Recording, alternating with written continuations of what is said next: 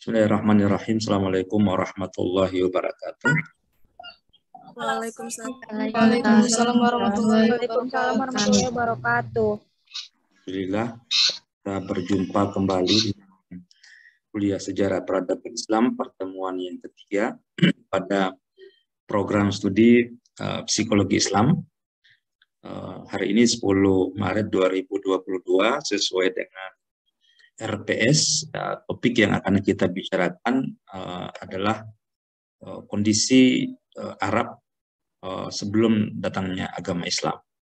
Nah, bagaimana kondisi yang terjadi di sana yang menyebabkan Islam itu dapat diterima, dan kita tahu secara umum sebelum Islam dunia Arab dikenal dengan zaman jahiliyah atau zaman yang penuh dengan keterbelakangan atau kegelapan.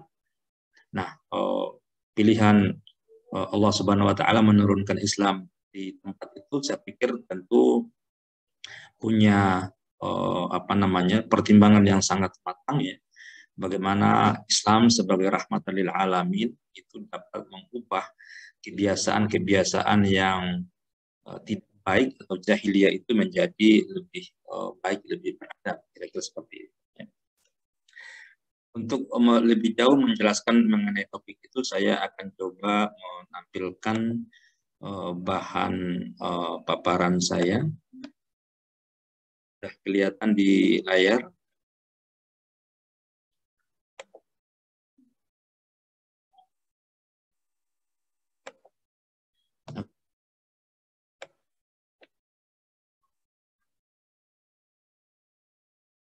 Sudah kelihatan belum? Sudah, Pak. Ya, Pak. Oke. Baik. Nah, jadi topiknya adalah dunia Arab sebelum Islam. Apa yang terjadi di sana, ya? Apakah situasinya baik-baik saja, ataukah memang ada kondisi yang menyedihkan yang membuat perlunya ada syiar agama bagi mereka. Nah, untuk membicarakan topik dunia Arab sebelum Islam, maka bacaan kita yang utama adalah buku Philip K. Hitti, ya, History of Arabs. Ya, ini diterbitkan oleh penerbit Serambi. Ada 3 bab yang membicarakan tentang kondisi Arab, bab 1, bab 3, dan bab 5. Ya, silakan nanti dibaca. Ini bukunya. Lalu kemudian yang kedua, buku yang dikarang oleh Hiraem Lapidus, Sejarah Sosial Umat Islam. Pada bab 1 ada bagian yang membicarakan mengenai kondisi Arabia. Ya. Lalu bacaan penunjang lainnya adalah dari Badriyatin, Sejarah Peradaban Islam. Anda bisa membaca pada halaman 9 sampai dengan halaman. Buku ini kita manfaatkan untuk membicarakan mengenai kondisi Arab pra-Islam. Nah, kita akan membahasnya di dalam beberapa bagian. Yang pertama soal budayanya seperti apa, lalu bahasa, seni syair, kota-kota, dan juga kepercayaan yang dianut oleh masyarakat Arab pra-Islam. Kita awali dengan kebudayaan orang-orang Arab. Ya. Terutama dalam hal ini kita akan melihat kondisi Arab utara, ya. Ya, secara umum seringkali orang membedakan antara Arab utara dan Arab selatan. Ya. Kalau Arab utara itu wilayahnya meliputi Hijaz dan Najd, ya. Ini nanti kemudian menjadi tempat lahirnya agama Islam, di mana kebudayaan orang-orang Arab utara ini, ya, lebih banyak berpindah-pindah dari satu tempat ke tempat yang lain. Jadi mereka punya budaya nomaden, dan mereka cenderung hubungan secara internal. Dan yang menarik dari mereka ini, mereka adalah pengguna bahasa Arab, bahasa yang kemudian digunakan sebagai bahasa Al-Quran. Kehidupan mereka, ya, di dalam sejarah tercatat sebelum Islam mereka mengalami apa yang kita sebut dengan zaman jahiliyah atau zaman kebodohan atau zaman barbar, ya. Itu satu kondisi yang terjadi di Arab Utara. Sebaliknya di Arab Selatan, ya, ini terutama di daerah Yaman, Hadramaut dan sekitarnya. Ini kebudayaan yang tumbuh adalah kebudayaan masyarakat kota. Dan mereka punya hubungan yang dekat dengan Mesir tentunya. Nah, tapi kita akan lebih banyak fokus pada Arab Utara, ya, terutama pada Hijaz dan Najd ini, sebab di sanalah kemudian nanti agama Islam diturunkan kepada Nabi Muhammad SAW. Nah, bagaimana kebudayaan orang Arab Utara? Ya, nampaknya dalam hal bahasa, puisi serta lagu ini juga menjadi sangat penting. Dalam tradisi lisan, misalnya orang-orang Arab Utara itu punya kebiasaan di dalam membuat riwayat, legenda. Mereka pandai membuat peribahasa dan juga syair-syair. Dan syair-syair itu, peribahasa itu selalu menggambarkan kondisi yang sedang mereka alami. Dengan begitu, syair, puisi, peribahasa itu dapat digunakan sebagai sumber sejarah untuk mengetahui kondisi sosial yang dialami oleh masyarakat Arab pada masa itu yang tercermin lewat tradisi lisan mereka. Lalu dari segi bahasa Arab, ya, terutama Arab Utara itu memiliki ungkapan kalimat yang padat, efektif dan singkat. Oleh karena itu maka bahasa Arab Utara ini kemudian dipilih, ya, menjadi bahasa Al-Quran karena dia padat, efektif dan singkat, tidak terlalu banyak kelok-keloknya, kira-kira seperti itu. Dan watak psikologis penuturnya itu sangat puitis, ya, dan ketika mereka mengucapkan itu bisa menyentuh hati orang. Jadi bahasa ini sangat puitis dan sangat menyentuh orang yang mendengarkan. Lalu kita juga bisa menemui, nampak bahwa orang-orang Badui atau orang-orang desa yang rendah, ya. Jadi orang Arab Utara ini biasa juga dikenal dengan dengan orang Badui yang paling senang pada puisi, ya, sebagai sarana ekspresi sastra, ya. Misalnya mereka, ya, yang kita mungkin sekarang tahu, ya, ada namanya puisi liris, ya. Puisi tetapi dengan irama yang kita kenal dengan antara lain adalah kasidah. Temanya selalu menunjukkan kenyataan yang sedang dialami, ya. Lalu yang lebih penting adalah bahwa puisi itu menggambarkan kondisi setempat pada saat itu. Ini satu dari sisi kebudayaan Arab sebelum Islam. Lalu bagaimana dengan seni dan syair? Oleh karena masyarakatnya itu punya nuansa sastra yang sangat tinggi, ya, punya sastrawan lah, berarti lebih seperti itu, ya. Para penyair itu, ya, memiliki pengetahuan sejarah yang sangat bagus. Maka para penyair-penyair Arab itu juga dianggap sebagai sejarawan karena ketika mereka membuat syair itu padat dengan pesan-pesan kelampauan atau pesan-pesan sejarah, ya, yang bisa menggugah hati orang-orang yang mengetahuinya. Dan para penyair itu paham betul tentang teknologi dongeng-dongeng, ya, dan prestasi sukunya. Dari genealogi dia dari mana, kemudian prestasi sukunya sebagainya, itu kemudian dirangkai menjadi syair. Nah, dan syair ini menjadi salah satu ciri, salah satu kebudayaan yang paling menonjol pada masyarakat Arab Islam, gitu, ya. Dan dengan pengetahuan yang baik mengenai sejarah dari kelompok-kelompok suku sana, para penyair ini dengan mudah menjadikan pengetahuan itu sebagai salah satu alat untuk menyampaikan kelemahan dan juga kegagalan kepada suku lain. Jadi mereka itu saling bersaing, terutama dalam hal syair.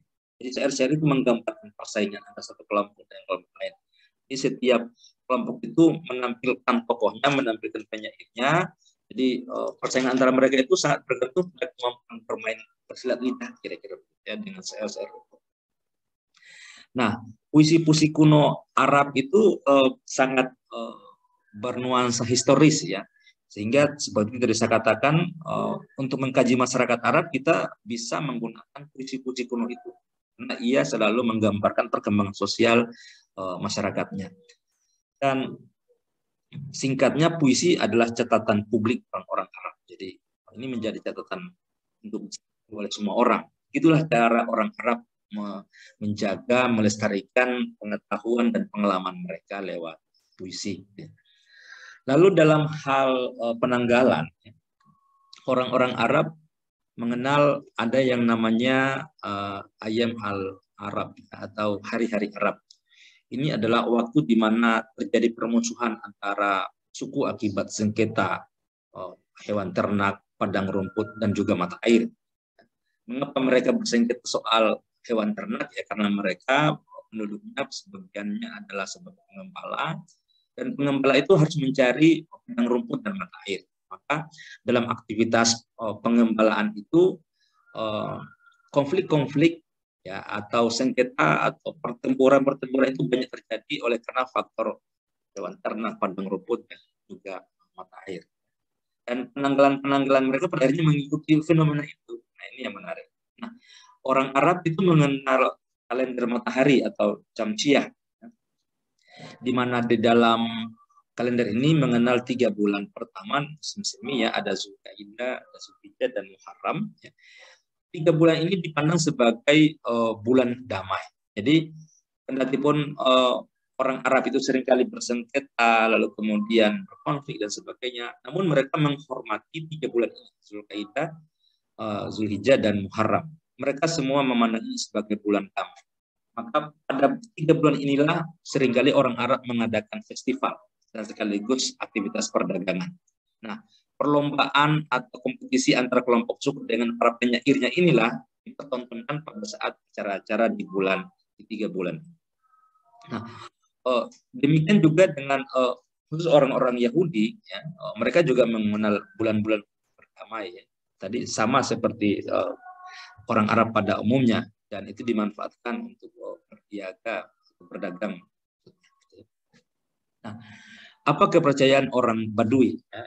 Mengapa Badui? Karena Badui ini menjadi kelompok mayoritas di Arab pada masa itu. Ternyata orang Badui itu punya kepercayaan animisme. Nah, animisme itu maknanya orang percaya bahwa tanah itu punya dewa, punya Tuhan. Tanah yang subur itu dewanya, ada dewanya ya. Lalu kemudian ada roh yang menjadi pemilik dari tanah yang gersang. Mereka sebutnya dengan dewa jahat. Nah, adanya dewa, adanya roh-roh, ada keyakinan terhadap roh pada tanah yang subur dan tanah yang gersang, ini menunjukkan bahwa mereka adalah masyarakat pertanian. Ya, jadi orang yang hidup dari aktivitas pertanian. Berbeda halnya dengan masyarakat yang mengembangkan kegiatan beternak. Ya. Mereka selalu percaya pada benda-benda langit, ya, yang berpusat pada bulan. Ya, di bawah cahaya mereka mengembalakan ternak. Jadi mereka percaya pada bulan A, bulan B, dan seterusnya. Karena dengan melihat bulan itu mereka bisa mengatur arah pergerakan daripada ternak mereka di pasir dan padang rumput. Nah, itu satu ciri.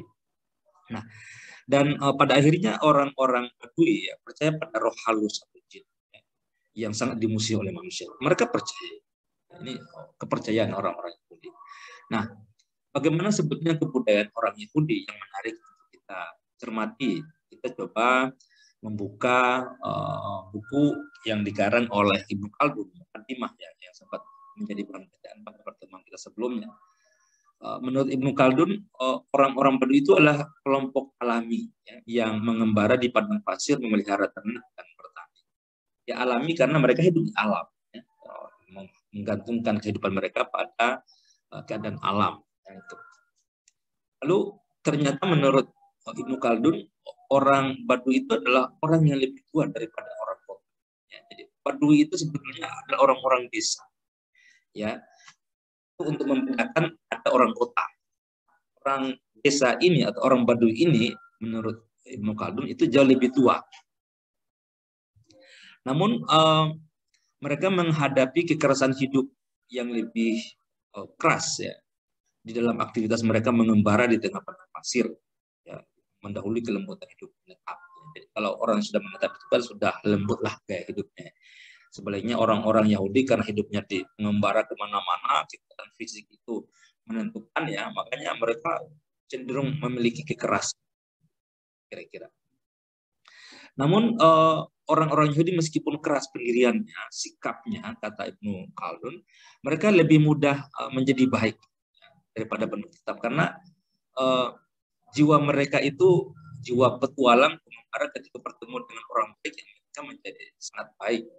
Demikian juga sebaliknya bisa menjadi sangat jahat ketika mereka menghadapi lingkungan yang membuat mereka harus bertindak keras atau jahat. Dan yang tidak dapat dipungkiri, kata Ibnu Khaldun, bahwa orang Yahudi, orang Badui itu sangat berani ya, daripada penduduk kota.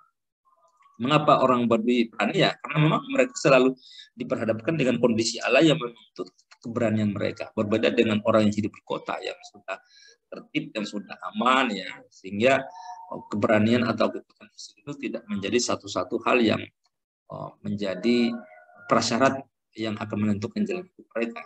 Sebaliknya bagi orang Badui itu merupakan sesuatu yang harus dimiliki, kira-kira. Nah, kalau orang kota bergantung pada perlindungan orang, ya orang Badui keselamatan mereka bergantung pada kekuatan mereka. Makanya mereka lebih berani dibandingkan orang kota. Orang Badui juga sangat memiliki solidaritas, ya, atau kebersamaan atau asliah yang tinggi. Solidaritas itu penting di tengah kehidupan mereka di padang pasir. Ya. Di balik itu semua, mereka tetap mempunyai orang yang dituakan atau pemimpin. Nah, pemimpin mereka itu disebut dengan istilah syekh atau pemuka. Ya, jadi gitu. Solidaritas mereka itu di bawah pengawasan atau di bawah koordinasi dari seorang syekh atau pemuka sukunya. Nah, hidup di padang pasir itu membuat orang-orang Badui terjaga dari sisi genealogi, ya, atau keaslian dari keturunan mereka, karena tidak mudah orang bisa masuk di kelompok tertentu. Jadi dengan begitu keaslian suku, keaslian keturunan itu bisa terjaga dari gaya hidup mereka mengembara, karena sekali lagi tidak mudah orang bisa masuk di dalam kehidupan mereka. Nah, itu salah satu ciri dari kebudayaan orang Badui sebagaimana digambarkan oleh Khaldun. Dan yang lebih penting adalah bahwa mereka lebih mampu memiliki kekuasaan daripada bangsa lain. Mengapa? Karena lingkungan padang pasir itu membuat mereka harus selalu memiliki keberanian. Jadi mereka dengan mudah memiliki kekuasaan kalau ingin memiliki kekuasaan atau merebut kekuasaan. Makanya orang Badui ini seringkali menjadi andalan bagi setiap penguasa di tanah Arab pada masa lalu. Nah, di Arab sendiri, ya, terutama di daerah Hijaz, ya, yang menjadi tempat Islam, mengenal ada 3 kota utama atau kota penting, kota yang lebih maju dibandingkan yang lain. Yang pertama adalah kota Taif, ya. Kota ini dikenal sebagaimana diuraikan oleh Philip Kahiti, buminya sangat subur, ya. Komoditasnya terutama di sana ada semangka, ada pisang, ada anggur, arak, lalu ada kenari, ada persik, delima, dan juga madu. Ini luar biasa sekali. Kota Taif itu buminya sangat subur.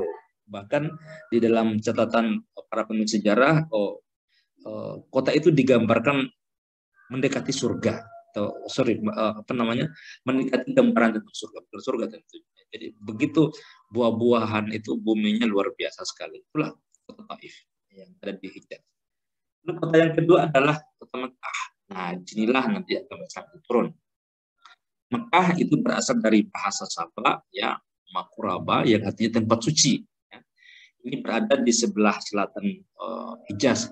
Ya, berada di lembah yang gersang, yang berbukit, yang tidak bisa ditanami. Ya. Penduduknya sangat progresif dan punya naluri perdagang. Sehingga kendati pun alam daripada Mekah ini sangat tandus, tapi masyarakatnya bisa hidup dari terutama hasil berdagang. Hanya dari perdagangan itulah mereka bisa hidup makmur. Lalu ada kota yang ketiga adalah Madinah. Nah, Madinah sendiri, ya, berasal dari bahasa Aramik yang berarti kota atau nabi, ya. Dahulu Madinah itu bernama Yathrib, ya. Ia berada di sebelah utara Mekah. Nah, seperti halnya Taif, ya, Madinah itu menjadi pusat pertanian yang terkemuka. Jadi dari 3 kota utama ini sebetulnya yang paling menantang untuk hidup itu adalah Mekah. Ya, kalau Taif tadi sangat subur, demikian pun juga Madinah. Ya, sebaliknya Mekah itu sangat sangat memberikan tantangan bagi siapapun yang hidup di sana karena lingkungan alamnya. Ya. Nah, pada masyarakat Arab juga nampak ada kepercayaan terhadap dewa dan tempat-tempat keramat atau suci. Ya. Misalnya mereka mempercayai adanya dewa Alat, ya. Alat. Dari kata ilalah, ya. Tuhan perempuan, ya. Ini jadi dewa perempuan seperti ini. Ya. Di mana di tempat itu mereka melakukan pemujaan. Nah, tempatnya ini berada di dekat Taif, ya. Di mana orang-orang Mekah dan orang-orang lainnya biasanya datang, ya, beribadah haji dan sekaligus menyembelih hewan kurban di sana. Ini Taif. Lalu mereka juga mengenal dewa Al-Uzzah, ya, atau Venus, ya, bintang pagi. Ini biasanya dipuja, ya, berada di Naklah, ya, sebelah timur Mekah. Juga ada dewa Manah, dari kata maniyah yang artinya pembagian nasib. Dewa ini dipandang yang menguasai nasib. Ya. Tempatnya dia di batu hitam di Zaid, ya, yang berada di antara Mekah dan Madinah. Jadi, dewa itu tersebar di mana-mana. Ada juga dewa Ubah atau roh. Ya, ini dipandang sebagai dewa tertinggi yang berada di Ka'bah. Kemudian kita akan kenal bagaimana Ka'bah. Jadi setiap tempat itu ada dewa. Dan di tempat dewa itu mereka oleh masyarakat Arab dipandang sebagai daerah atau wilayah yang keramat atau suci. Nah, sedikit soal Ka'bah, ya, yang tadi sudah terlanjur kita sebutkan. Pra Islam ternyata bangunan ini berbentuk kubus, ya, yang sederhana. Awalnya Ka'bah itu tidak beratap. Ia menjadi tempat penyimpanan batu meteor hitam yang diagungkan sebagai benda sakral. Jadi kalau waktu tertentu ada benda atau batuan yang jatuh dari langit, kira-kira begitu, ya.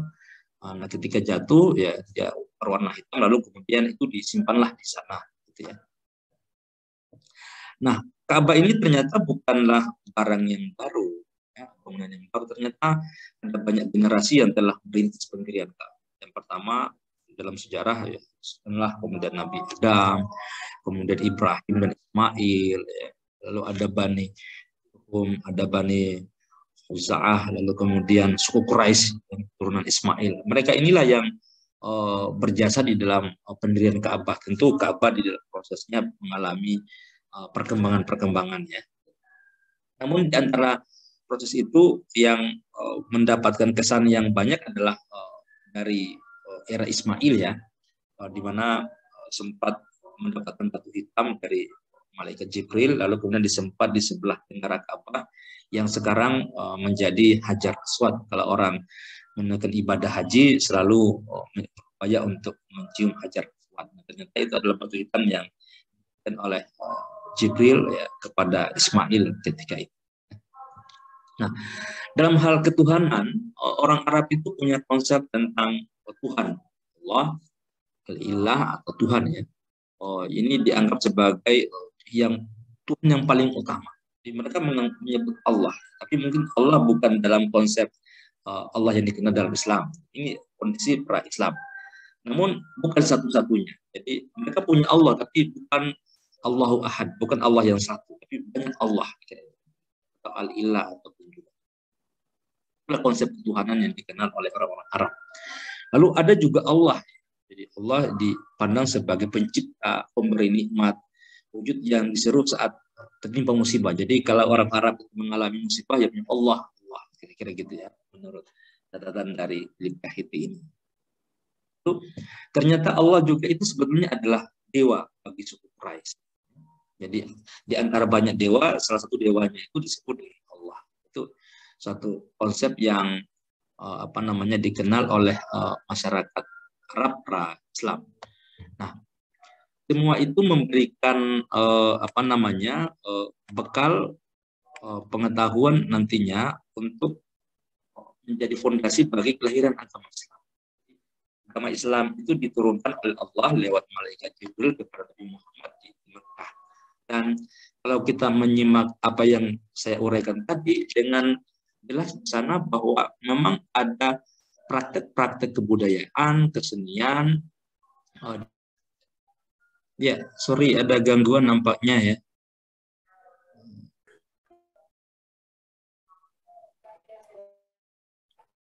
Suara saya masih terdengar belum di layar Anda? Enggak.